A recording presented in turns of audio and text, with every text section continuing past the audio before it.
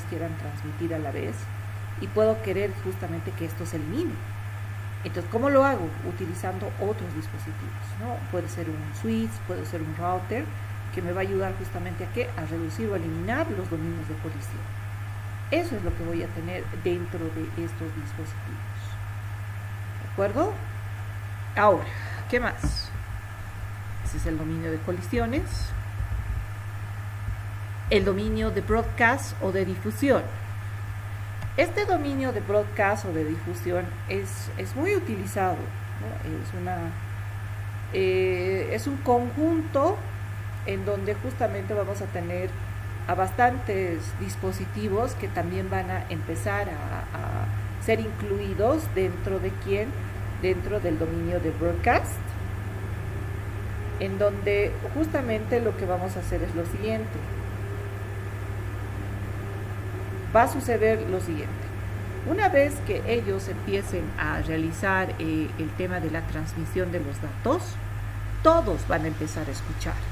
Entonces, el broadcast se va a dar justamente dentro de un área o segmento de red, donde un mensaje de difusión o broadcast puede ser recibido por todos los dispositivos, ¿no? El broadcast es como un eco, les decía en la anterior clase, en donde todos van a empezar a recibir la información, conectados justamente a un mismo dominio,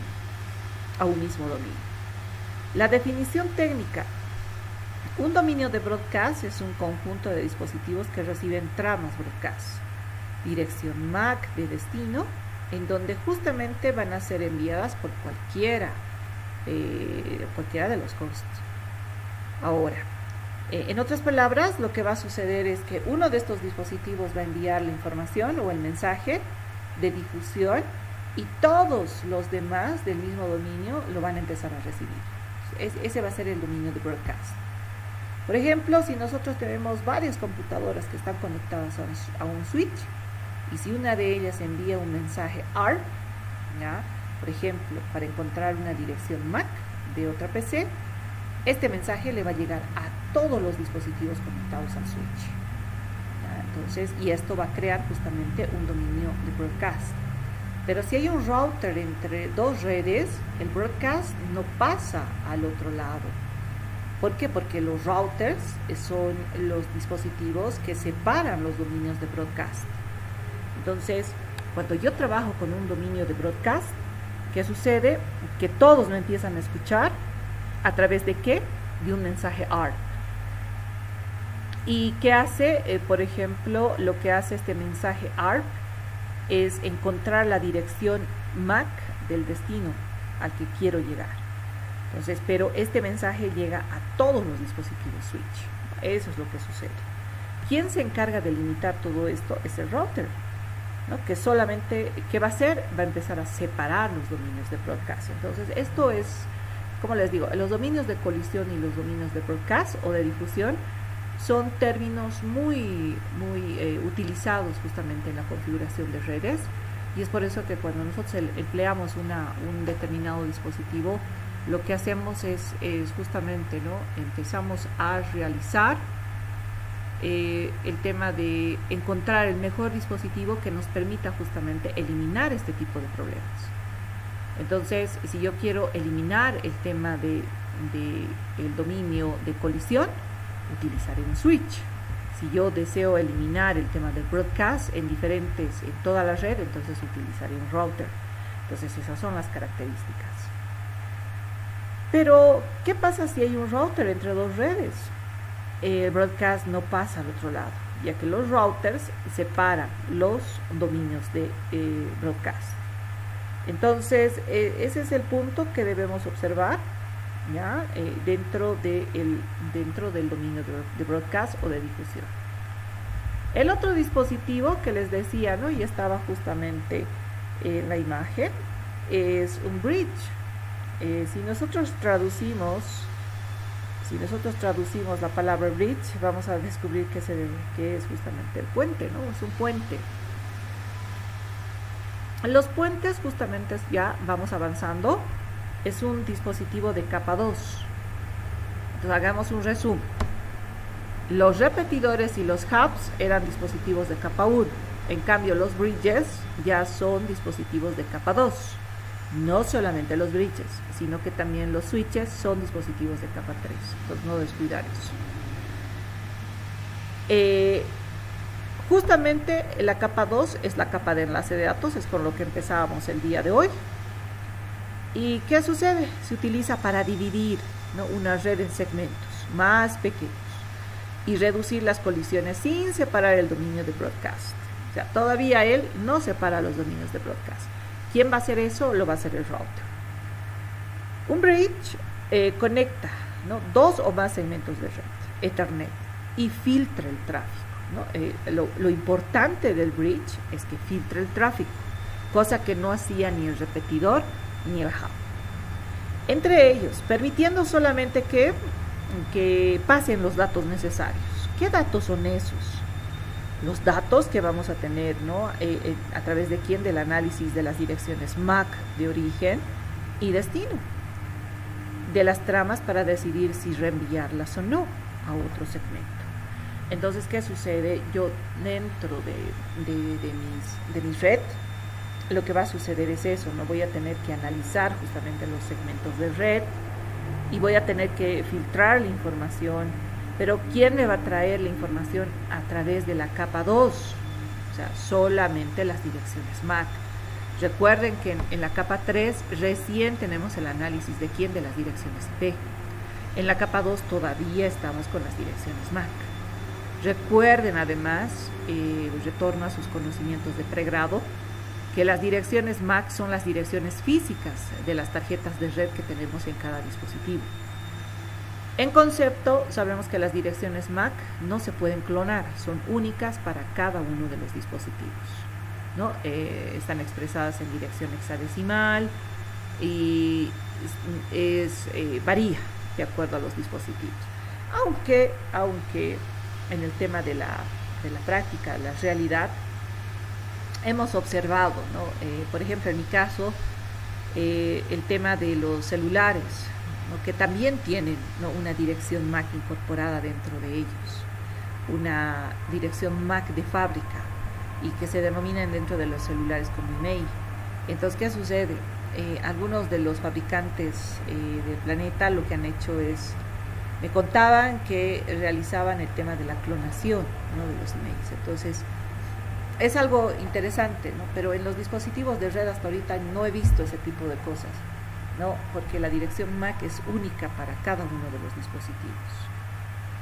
Hablando de las direcciones MAC y mezclándolo con el tema de la seguridad en las redes, hay una técnica, ¿no?, que se utiliza justamente para ello, y es justamente, ¿no?, filtrar o realizar la denegación del acceso a una determinada red mediante las direcciones MAC.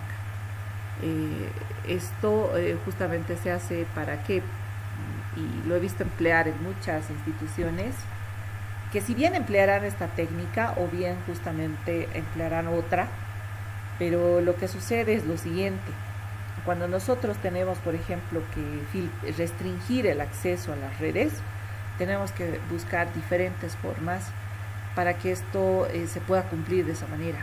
Una de ellas es restringiendo el acceso a través de las direcciones MAC. Y esto se hace ¿cómo? Utilizando justamente reglas de acceso, ¿en dónde? En el switch. El switch es el que va a gestionar justamente, ¿no?, que las MACs empiecen a ser permitidas o denegadas dentro de nuestro servidor. ¿Y por qué? En varias instituciones lo que se hace es lo siguiente: como medida de seguridad para que no se roben la información dentro de la institución, no solamente se da en bancos, sino que se da, por ejemplo, en empresas de seguros, ¿no?, de seguros y reaseguros, etc. ¿Qué hacen estas empresas?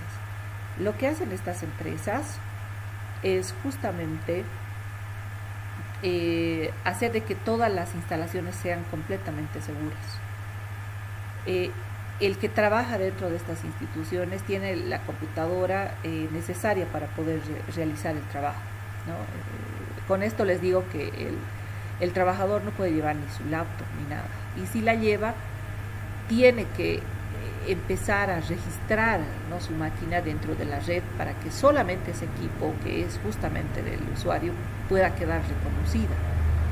Entonces, cuando uno realiza este tipo de reconocimientos dentro de la red, o bien nos basamos a través de la dirección MAC o empleamos otra metodología para que no tengamos la invasión dentro de nuestra red de un usuario que quiera penetrar justamente en nuestra red. Algunos incluso, ¿no?, ya les mencionaba en varias oportunidades que el peor enemigo está dentro de nuestras instalaciones, y eso se ha comprobado en la práctica, ¿no? O sea, y yo les he comentado algunas experiencias en donde realmente estas reglas se comprueban. Entonces nosotros tenemos que tener la capacidad de restringir el acceso de estos usuarios hacia la red. Imagínense, peor todavía si es un proceso industrial, ¿no?, porque nosotros vamos a tener diferente información relacionada con nuestro proceso industrial para poder procesar un determinado producto. Les hablo, por ejemplo, no está por demás el ejemplo, pero ¿qué pasaría si alguien que está trabajando en la empresa Coca-Cola empieza justamente a filtrar información muy delicada de la empresa? O de un banco X empiece a filtrar el tema de la cartera de clientes, ¿no?, de negocios que tenga el banco. Entonces, en muchas de las instalaciones tenemos información muy delicada, y que si yo empiezo a confiar, o sea, si nosotros empezamos a confiar en personas que pueden hacernos daño, porque se ha visto en varios casos, ¿no?, que las personas que más en las personas en las que más confianza tenemos, en cierto momento dentro de nuestras instalaciones puede llegar a convertirse en un determinado problema. Entonces, lo que se hace es justamente, ¿no?, realizar una búsqueda apropiada de los mecanismos de seguridad con los que se van a empezar a trabajar. Ahora, otro de los puntos que también vamos a ver más adelante, no solamente es el único mecanismo de seguridad, no podemos tener otro tipo de mecanismo, porque ustedes sabrán que ahora las aplicaciones se han diversificado tanto que, por ejemplo, si nosotros estamos trabajando en una empresa de desarrollo de software, no solamente podemos probar, ¿no?, las aplicaciones dentro de la PC, dentro de las aplicaciones móviles o dentro de las aplicaciones web, sino que tenemos que probar nuestras aplicaciones a través de la nube, etcétera. O sea, tenemos que tener diferentes ideas de desarrollo, diferentes formas de probado del software que estamos desarrollando. Lo mismo va a suceder en las aplicaciones industriales, porque son algoritmos que nosotros vamos a empezar a edificar, vamos a empezar a construir, y que se van a trabajar justamente dentro de nuestros autómatas. Entonces son algoritmos que no pueden salir dentro de nuestra área perimetral. Entonces nadie puede empezar a vulnerar estos límites. Entonces una forma de protegerlos es justamente filtrándolos a través de la dirección MAC.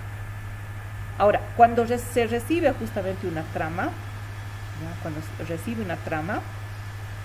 si la dirección destino está en el mismo segmento de donde vino la trama, no la reenvía. Si la dirección destino está en otro segmento, sí la reenvía solo a ese segmento. Eso es lo que sucede con el bridge. Si por ejemplo, reduce el tráfico innecesario y se evitan colisiones entre segmentos, ¿no? Es otra de las características más importantes. Entonces, nuestro bridge va a ser justamente, ¿no?, comparado con nuestro switch. Ya les decía, el bridge y el switch están justamente en la capa 2 para poder realizar justamente el trabajo de la separación justamente de los dominios de colisión, ¿no? Entonces, ¿qué va a suceder? Por ejemplo, el bridge, el dominio de colisión es por un puerto, los dominios de broadcast también es por un puerto, por uno, y los puertos, pocos, ¿no? El bridge, por ejemplo, va a manejar entre 2 a 4 puertos. En cambio, un switch también lo maneja, ¿no?, el dominio de colisión por puerto, los dominios de broadcast por uno o más si hay VLANs. Es una configuración que también nos ayuda bastante en el tema de la seguridad.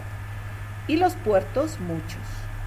Recordemos que los switches no solamente van a trabajar con con 2 o 4 puertos, para trabajar con 24 puertos,